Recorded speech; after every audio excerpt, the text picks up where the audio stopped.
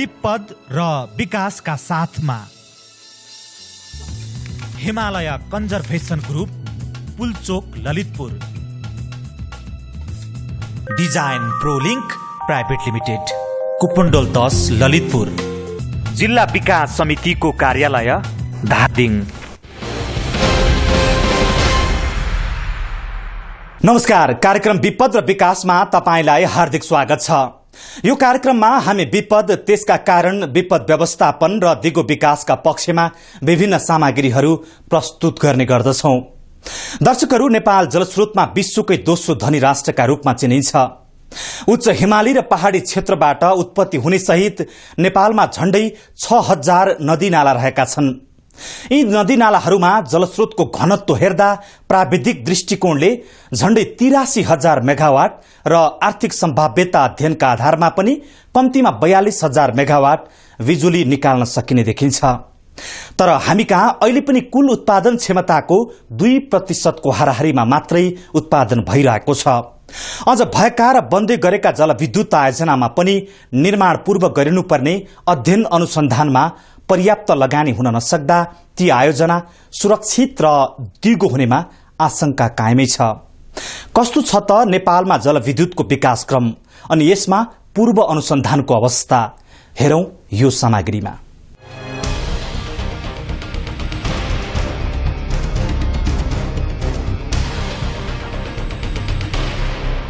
नेपाल जलस्रोतको क्षेत्रमा धनी देश मानिन्छ। नेपालसँग अपार जलसम्पदा रहेको छ।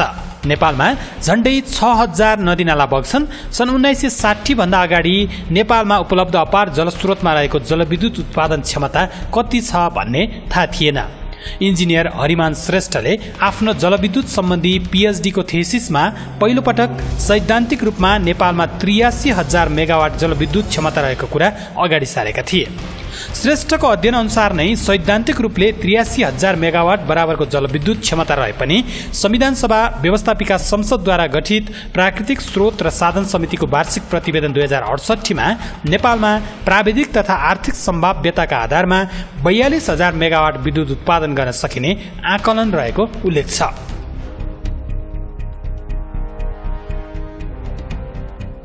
नेपालले जलस्रोतको क्षेत्रमा यति अपार सम्भावना बोकेको भए तापनि जलस्रोतको विकासको सवालमा अहिले नेपालले गरेका प्रयत्नहरू हेर्दा परिणाममा उपलब्धि अत्यन्त न्यून देखिन्छ। एसियाको नै नमुना मानिएको फर्पिङ जलविद्युत केन्द्र नेपालको पहिलो विद्युत उत्पादन केन्द्र हो। यसको निर्माण विक्रम सम्वत 1968 मा भएको हो। त्यस हिसाबले नेपालमा जलविद्युत उत्पादनको इतिहास झण्डै 103 वर्ष पुरानो देखिन्छ।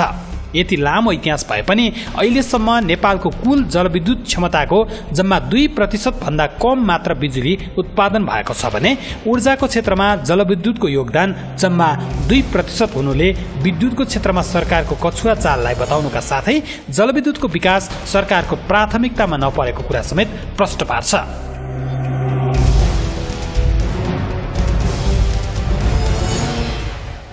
नेपालको एकीकृत विद्युत प्रणालीमा आबद्ध विद्युत शक्तिमध्ये विद्युत प्राधिकरणको साना र ठूला गरी जलविद्युत गृहहरूबाट 476 मेगावाट, तापीय डिजल प्लान्टबाट 53 मेगावाट र निजी क्षेत्रका 17 वटा जलविद्युत गृहबाट 156 मेगावाट रहेको छ। एकीकृत विद्युत प्रणालीमा आबद्ध नभएको 30 वटा साना जलविद्युत केन्द्रको 6 मेगावाट क्षमता रहेको छ भने भारतबाट आयातित टनकपुरबाट 20, कोशीबाट 10, आयात निर्यातबाट 50 र विद्युत व्यापारबाट 50 मेगावाट गरी 130 मेगावाट भारतबाट आइरहेको छ। नेपालमा 705 मेगावाट जलविद्युत जडित क्षमता रहेको छ। वर्षायाममा 705 मेगावाट विद्युत उत्पादन भए पनि हिउँदमा भने आधा मात्र उत्पादन हुने गरेको छ। नेपाल विद्युत प्राधिकरणले सन् 2010 मा गरेको माग प्रक्षेपण अनुसार आर्थिक वर्ष 70-71 मा देशभित्र ऊर्जाको माग 1271 मेगावाट पुग्ने अनुमान गरेको थियो। यसले हाम्रो माग र आपूर्तिका बीचमा निकै ठूलो खाडल गहिरिँदै गएको प्रष्ट हुन्छ। एकातर्फ देशमा अपार जलस्रोतको सम्भावना रहेको छ भने अर्कोतर्फ जलविद्युत उत्पादन गर्ने नाममा झण्डै 40,000 मेगावाट विद्युत उत्पादनका लागि आवेदन परेको कुरा सरकारी दस्तावेजहरूबाटै प्रष्ट हुन्छ। झण्डै 90% खोला विभिन्न व्यक्ति र सङ्घ संस्थाले ओगटेका छन्। तर विडम्बना जलविद्युतको दिगो र दीर्घकालीन विकासका लागि अझै पनि पर्याप्त अध्ययन वा पूर्व अनुसन्धानको काम हुन सकेका छैनन्।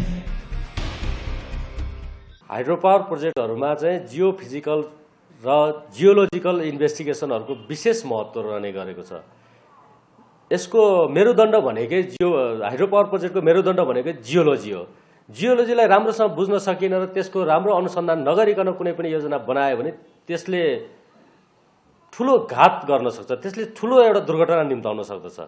त्यही कारणले प्रबन्धकहरूले जियोलोजीलाई विशेष महत्त्व दिएर त्यसलाई राम्रो टिमलाई अध्ययन अनुसन्धान गराएर मात्र आयोजनाहरू बनायो भने त्यसबाट भोलि भविष्यमा हुने विपदबाट हामी बच्न र बचाउन पनि सक्दछौँ। त्यसैले बेला बेला हाम्रा जलविद्युत आयोजनाहरू प्राकृतिक प्रकोपको मारमा पर्ने र करोडौंको क्षति समेत हुने गरेको छ, जसको पछिल्लो उदाहरण गत साउनमा सिन्धुपाल्चोकको जुरेमा पहिरोले सानीमा हाइड्रो पावरमा पुगेको क्षति पनि हो। तर जलविद्युत जस्तो ठूलो लगानी हुने र वर्षौंसम्मका लागि बनाइने संरचना कस्तो स्थानमा बनाउने वा कुन स्थान त्यस्ता संरचनाका लागि उपयुक्त छ भन्ने कुराको अनुसन्धान र स्थलगत पहिचानलाई निर्माताहरूले त्यति ध्यान दिने गरेको पाइँदैन। जलविद्युत होस् वा अन्य कुनै भौतिक पूर्वाधार निर्माण नै किन नहोस्, त्यो संरचना बन्ने स्थानको जमिनको भौगर्भिक अवस्था एवं भूभौतिक परिवेश पत्ता नलगाई कस्तो वा कुन डिजाइनमा निर्माण गर्ने भन्ने निर्णय लिनु वैज्ञानिक र दूरदर्शी काम पक्कै होइन। जलविद्युत परियोजनाका कुरा गर्दा सबभन्दा हामीले समस्या भोगेको कुरा भनेको यसको चाहिँ वास्तविक रूपमा गर्नुपर्ने इन्जिनियरिङ अध्ययनका कुराहरू नै अहिले रहेको छ। जस्तो जति पनि जलविद्युतको अहिले हामीले विकासको सिलसिलालाई हेर्ने हो भने गत 20 वर्षदेखि हामीले केलाउँदै आउँ विभिन्न परियोजनाहरूलाई, जस्तो कालीगण्डकी परियोजना जहाँ चाहिँ ठुलो पहिरो गएर ड्याम साइटमै ठुलो समस्याहरू भएको थियो। अनि यस्तै अब अरू परियोजनाहरूमा खिम्तीमा टनलभित्र चाहिँ ओभरब्रिज माथिको चाहिँ टनलको रुफ भत्कै भएर समस्या भएको थियो। यस्ता खालका समस्याहरू हामी कहाँ धेरै हुन्छन्। किनभने यो कुरो किन हुन्छ भन्ने कुरामा पनि हामीले के बुझ्नु पर्यो भने हामीले हाम्रो टेरियानको अथवा हाम्रो जमिनको अनुसन्धान गरेर मात्र त्यसमा कस्तो किसिमको स्ट्रक्चरहरू बनाउन सकिन्छ, कहाँ कसरी समस्या आउन सक्छन् भन्ने बारेमा हामीले अध्ययन गर्नुपर्ने हुन्छ। त्यसैले जलविद्युत आयोजनाहरू चाहे साना हुन् वा ठूला, निर्माण अघि भविष्यमा बाढी, पहिरो, भूकम्प वा अन्य प्राकृतिक प्रकोप हुँदा पनि क्षति नपुग्ने गरी बनाइनु आवश्यक छ। त्यसका लागि पहिलो र अनिवार्य न्यूनतम शर्त हो आयोजना निर्माण स्थलको भौगर्भिक एवं भूभौतिक परीक्षण।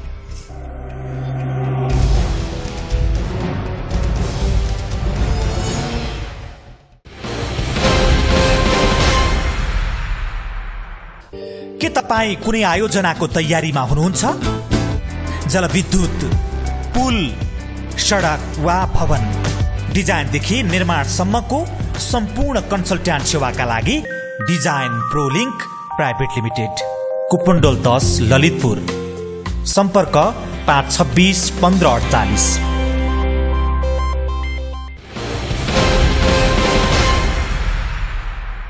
दर्शकहरू, विकास निर्माण आफैमा सकारात्मक कुरा हो, तर कुनै पनि भौतिक संरचनाहरू निर्माण गर्दा त्यो संरचना रहने स्थलको भौगर्भिक अवस्था बारेमा पर्याप्त अनुसन्धान भएन भने निर्माण दिगो र मजबुत नहुन सक्छ। साथै भविष्यमा आइपर्ने कुनै पनि विपदले ती संरचनाहरूमा सजिलै क्षति पुर्याउन सक्छ। जलविद्युत आयोजना पनि ठूलो लगानीमा सदियौंसम्मका लागि निर्माण गरिने संरचना हुन्। त्यसैले यस्ता आयोजना निर्माण गर्नु पूर्व आयोजनाका सबै संरचना बन्ने स्थानको स्थलगत रूपमा विस्तृत सर्वे गर्नु आवश्यक छ। जलविद्युतका सन्दर्भमा भन्ने हो भने पानी जम्मा गर्ने ड्यामदेखि पावर हाउस बन्ने जमिनसम्म सबै क्षेत्रको भौगर्भिक एवं भूभौतिक अनुसन्धान गर्नु आवश्यक छ। कार्यक्रमको अबको खण्डमा हामी भौगर्भिक एवं भूभौतिक अनुसन्धान कसरी गरिन्छ, यसबाट के फाइदा पुग्दछ अनि जलविद्युत आयोजना निर्माणमा यसको महत्व सहितको सामग्री प्रस्तुत गर्दछौं।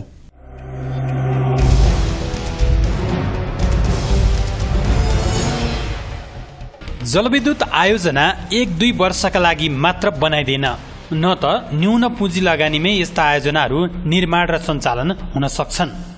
त्यसैले अर्बौंको लगानीमा सदियौंसम्मका लागि निर्माण गरिने जलविद्युत आयोजनाहरू निर्माण गर्नु पूर्व पर्याप्त अध्ययन अनुसन्धान हुन आवश्यक छ।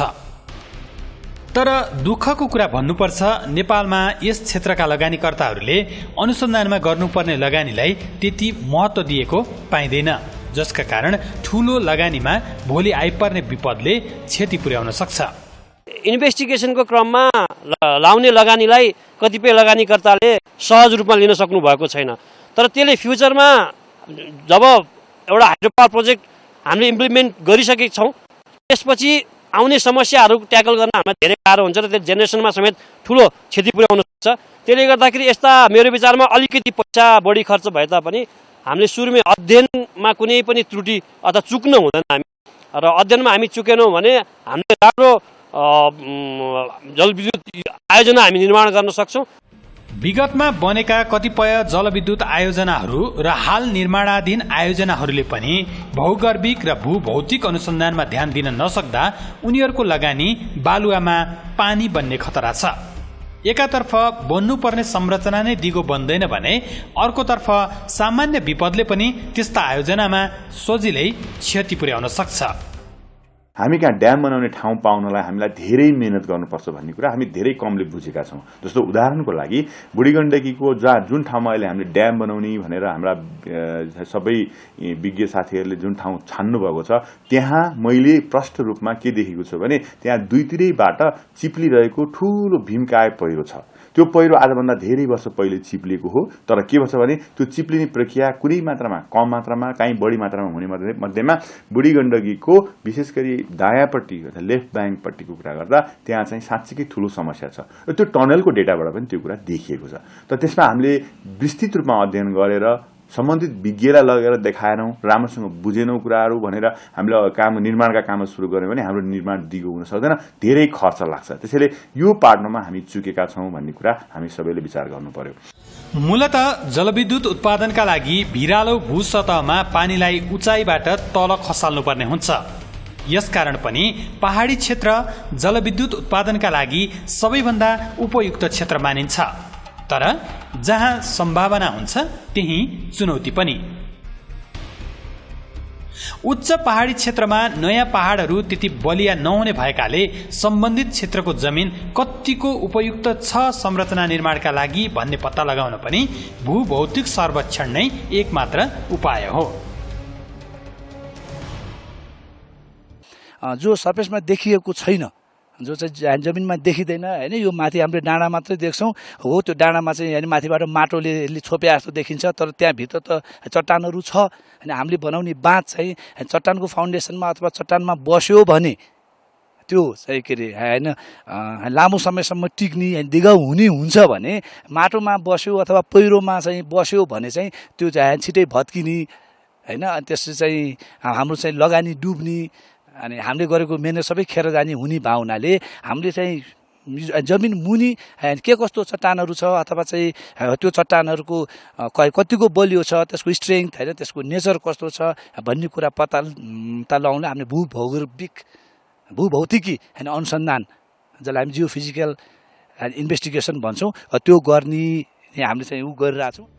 यसरी जलविद्युत आयोजना निर्माण गर्नु पूर्व पर्याप्त अनुसन्धानपछि गरिने डिजाइन सही अर्थमा दूरदर्शी र परिपक्व डिजाइन मान्न सकिन्छ। यस्ता आयोजनाले खोलादेखि पावर हाउससम्म पुग्दा धेरै क्षेत्र ओगट्ने भएकाले ती सबै क्षेत्रमा जमिनमुनि बलियो चट्टान भएको स्थान पत्ता लगाएर मात्रै जलविद्युतका संरचना निर्माण गरिनुपर्दछ।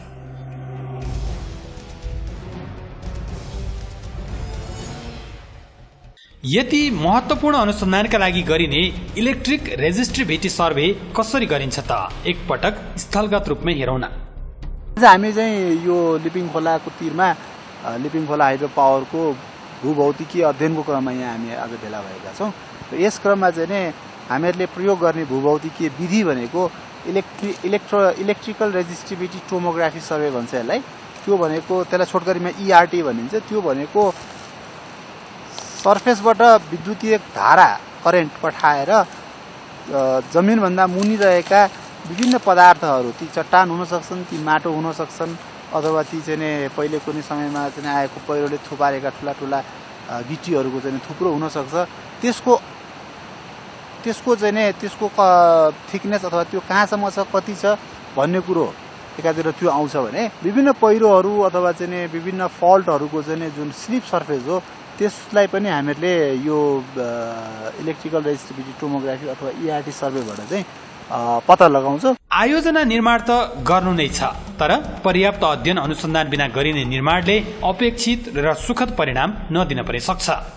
अझ जलविद्युत जस्तो दूरगामी र संवेदनशील क्षेत्रमा संरचना निर्माण गर्दा त निर्माण स्थलको समग्र भौगर्भिक एवं भूभौतिक परीक्षण गरी प्राप्त निष्कर्षका आधारमा मात्रै कहाँ कस्तो मोडलमा कुन संरचना निर्माण गर्ने भन्ने निर्णय गरिनुपर्दछ। जियोफिजिकल सर्वे नै किन मेरुदण्ड भनिन्छ भने यसको आधारमा नै कुनै पनि योजनाको डिजाइन गरिन्छ। जुनसुकै योजनाको स्ट्रक्चरहरूको त्यसको पूर्वाधारहरूको डिजाइन चाहिँ संरचनाहरूको डिजाइन चाहिँ यसको आधारमा गरिने हुनाले यसको डेटाहरूको आधारमा गरिने हुनाले सम्पूर्ण होल एउटा इन्टायर प्रोजेक्ट नै त्यही सर्वेको डेटाहरूको आधारमा बेस्ड रहने हुनाले जियोफिजिकल सर्वे र जियोलोजीलाई चाहिँ यो हाइड्रो पावर प्रोजेक्टमा मात्र नभएको भने कुनै पनि आयोजनामा यसलाई मध्यनजर गरेर हामी पछाडि हट्नु हुँदैन र प्रबन्धकहरूले पनि यो कुरामा धेरै विचार गर्नुपर्छ र आम अहिले नेपालमा परामर्शदाता संस्थाहरूले पनि जियोलोजीलाई र जियोफिजिकल सर्वेलाई जियो टेक्निकल इन्भेस्टिगेसनलाई विशेष महत्त्व नदिएको अवस्था भएको हुनाले यसमा आम परामर्शदाता संस्थाहरूले पनि यसलाई विशेष ध्यान दिएर अगाडि बढ्नुपर्दछ। निर्माण पूर्वको अध्ययन पनि आयोजनाकै एउटा अभिन्न अङ्ग हो भन्ने बुझ्न सकेनौं भने हतारमा गरिने जलविद्युत आयोजना स्वयंका लागि मात्र होइन, स्थानीय क्षेत्रका जनतासहित समग्र राष्ट्रलाई नै अफाप सिद्ध हुन सक्छ। त्यसैले अबका दिनमा यस्ता संरचना निर्माण गर्नु पूर्व सम्बन्धित निर्माण पक्षले अनुसन्धानमा पनि पर्याप्त लगानी गर्न हिचकिचाउनु हुँदैन।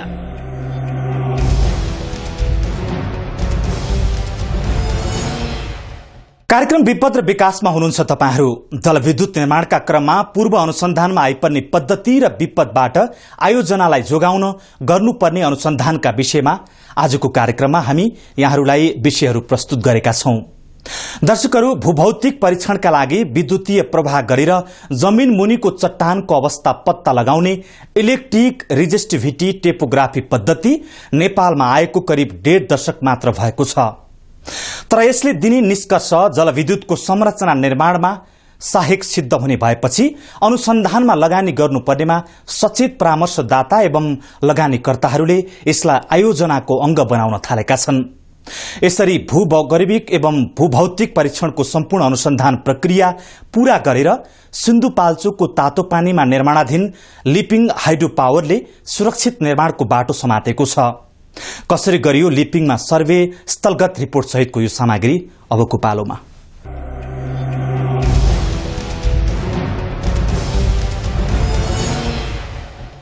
सिन्धुपाल्चोकमा निर्माण हुन लागेको लिपिङ खोला जलविद्युत परियोजनाको प्रारम्भिक सर्वेक्षण र भूगर्भिक एवं भूभौतिक अनुसन्धानको काम अहिले भइरहेको छ। लिपिङ खोला जलविद्युत आयोजनाको कुल जडित क्षमता 10.26 मेगावाट रहेको छ। यस आयोजनाको वातावरणीय प्रभाव मूल्याङ्कन सम्बन्धी प्रस्ताव वातावरण मन्त्रालयबाट स्वीकृत भई पूर्व योजनाको काम समेत भइरहेको छ। त्यसो त नेपालमा विगतमा जलविद्युत होस् वा अन्य कुनै आयोजना निर्माण पूर्व आयोजना स्थलको भौगर्भिक र भूभौतिक परीक्षण गर्ने प्रचलन त्यति रहेको पाइँदैन। तर जलविद्युत जस्तो महत्वपूर्ण विकाससँग जोडिएको र ठूलो पुँजी लाग्ने आयोजनामा पूर्व सजगता नअपनाइदा बाढी, पहिरो वा भूकम्प जस्ता प्राकृतिक प्रकोपको मारमा ती आयोजना पर्ने गरेको विगतका केही घटनाले पुष्टि गरिसकेको छ।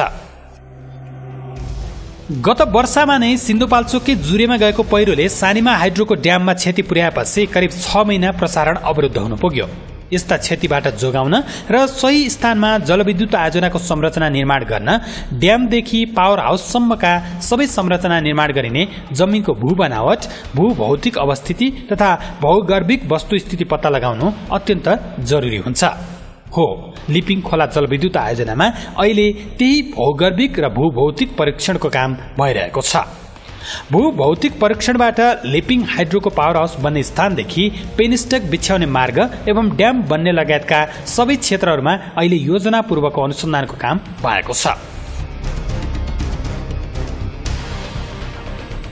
लिपिङ खोला हाइड्रो पावर प्रोजेक्टका विभिन्न सेक्टर्सहरूको डिजाइन गर्दाखेरि त्यो ठाउँ अनुसार स्टेबिलिटी, त्यस्तै कुनै यो फ्युचरमा कुनै पनि बाधा अर्चन नआउने गरिकन डिजाइनको लागि आवश्यक इन्जिनियरिङ डिजाइनको लागि चाहिने डाटाहरू कलेक्सन गर्नुको लागि त्यही अनुसारको सर्वेहरू हामीले गर्दैछौँ। यो सर्वे गर्दाखेरि हामीले नेपालमा भएका प्राय टप र्याङ्कका टेक्निसियनहरूलाई हामीले आफ्नै एउटै छातामुनिमा एउटा आबद्ध गरेर गराएका छौँ। नेपालमा हुन सक्ने त्यस्ता यो डिसास्टरहरूलाई मध्यनजर गरिकन कुन तरिकाले डिसास्टर प्रिभेन्सन गर्न सकिन्छ भनेर स्टडी गरिकन हामीले यो सर्वे गरेका थियौँ। सिन्धुपाल्चोक जिल्लाको तातोपानी गाविसमा निर्माण हुन लागेको यस लिपिङ खोला जलविद्युत परियोजनाको निर्माणपूर्वक अनुसन्धानको काम गरिरहेको छ डिजाइन प्रो लिङ्क प्रालीले।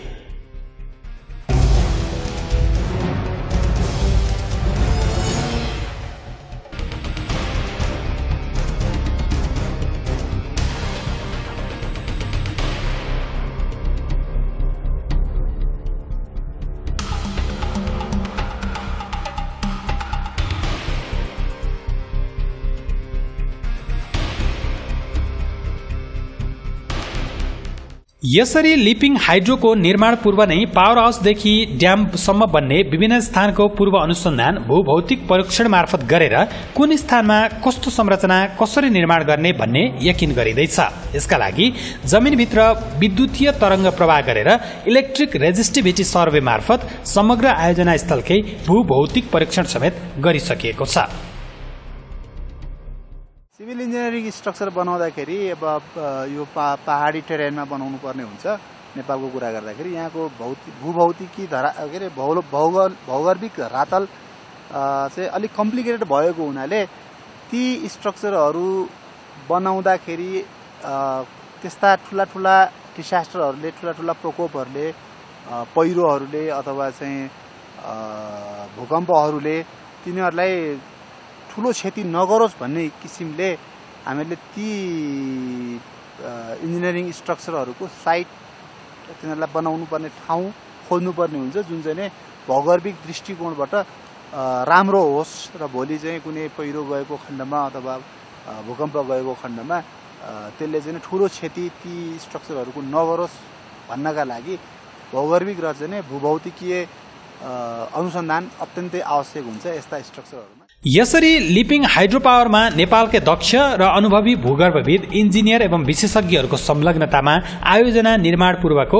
विस्तृत भौगर्भिक एवं भूभौतिक अध्ययन पूरा गरेर नेपालमै नमुना आयोजनाका रूपमा विकास गर्न खोजिएको छ। विशेष गरी हाइड्रो पावर सेक्टरमा चाहिँ राम्रोसँग अध्ययन अनुसन्धान होस् भनेर देश विदेशमा ख्याति प्राप्त देश विदेशमा नै यो क्षेत्रमा केही योगदान गरिसक्नु भएका नेपालका दक्ष प्राविधिकहरूलाई संगठित गरेर एकै छानामुनि राखेर हामीले विदेशी परामर्शदाताहरू आएर गर्नुपर्ने कामहरू चाहिँ नेपालीहरूबाट गराउने गरी हामीले एकत्रित गरेर अहिले अगाडि बढिरहेका छौँ। त्यसको एउटा नमुना आयोजनाको रूपमा लिपिङ हाइड्रो पावर प्रोजेक्टलाई हामीले अहिले एक्जिक्युट पनि गरिरहेका छौँ। त्यो अब निकट भविष्यमा ती कुराहरू प्रष्ट रूपमा त्यहाँको काम भइसकेपछि देखिने नै छ। जलविद्युत विकासको लामो इतिहासमा ढिलै भए पनि आयोजना पूर्वको अनुसन्धानलाई पनि उच्च महत्त्व दिँदै जुन परीक्षण लिपिङ हाइड्रो पावरमा सुरु गरिएको छ यसलाई अन्य कम्पनी वा जलविद्युत प्रवर्तकहरूले पनि निरन्तरता दिन सके दिगो भरपर्दो र विपदसँग बचाउन सकिने मजबुत आयोजनाहरू निर्माण हुन सक्छ।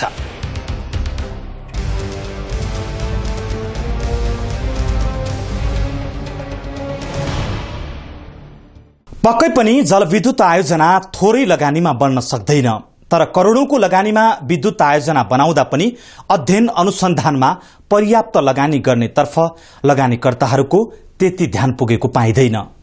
भोलि कुनै प्राकृतिक प्रकोप जाँदा वा जमिनमा हुने सामान्य परिवर्तनले पनि यति महत्वपूर्ण संरचनामा धक्का लाग्न सक्छ।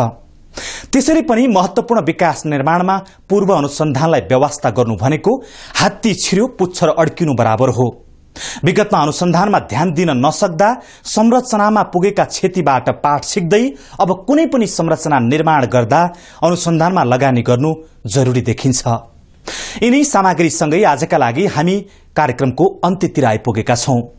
विपद व्यवस्थापन र दिगो विकासका पक्षमा हामीले शुरू गरेको यो अभियानमा तपाईको साथ जरुरी छ। स्क्रिनमा देखिएका इमेल ठेगानामा आफ्ना सल्लाह, सुझाव र प्रतिक्रिया लेखी पठाउन नभुल्नुहोला। आजका लागि यो कार्यक्रमबाट हामी सबैलाई बिदा दिनुस्। नमस्ते।